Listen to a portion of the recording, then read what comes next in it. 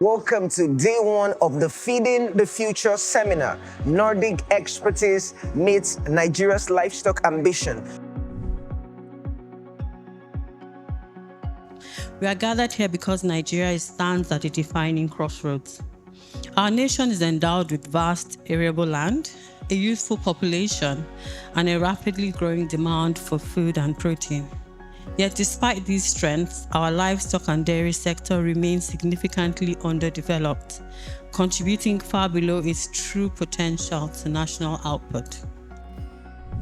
It is so important to have national dialogue on how to move forward and create the expectations needed for the development of policies. The challenges we are facing basically is that of security for now, because the government have really recapitalized the Bank of Agriculture. When we were under the Ministry of Agriculture, more attention was placed on crop agriculture.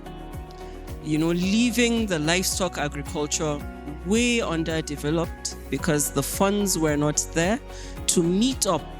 The reality on ground now is to see how we can move from the informal to the formal.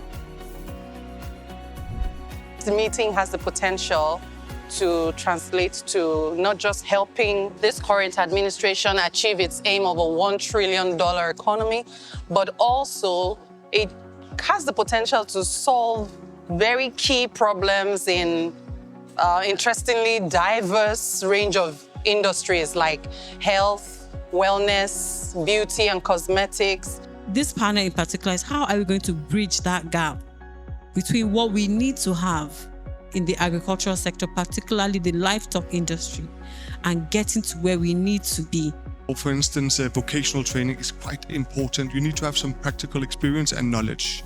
I think models where you are bringing direct management knowledge to this context, it's very valuable.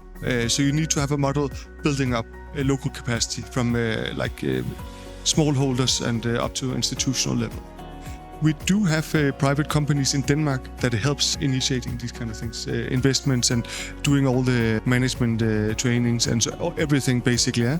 Being able to replicate models from places like Denmark, Switzerland, other Nordic countries.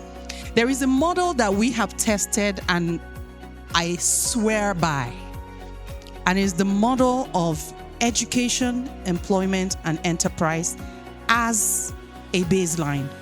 Feeding the Future. Day one began with questions, big questions about food security, sustainability, and the future of livestock in Nigeria. Day two moved the conversation forward from ideas to action. Conversations about financing the industry and developing the dairy industry. We have to have established farms. We have to do it with proper farms that have proper breeds to make milk. Just like I said, to close the gap that is increasing every year, we need many farms like this every year. Every year, we need to add 5 to 10 of these just to close the gap. But it's risky. And if we take the risk out of the picture, if the government says, okay, listen, take the chance, we'll be behind you to catch you if you fall. That's what's needed. From the conversation, we can see that there's a wide berth, there's a wide lacuna and gap in the dairy and livestock supply chain. So we're going to take it one by one, bit by bit. Everybody should have a say at the table if we want to drive meaningful change. We collaborate ourselves, we're together, and then we begin to take it bit by bit, one step at a time, and that way we'll be able to drive sustainable change.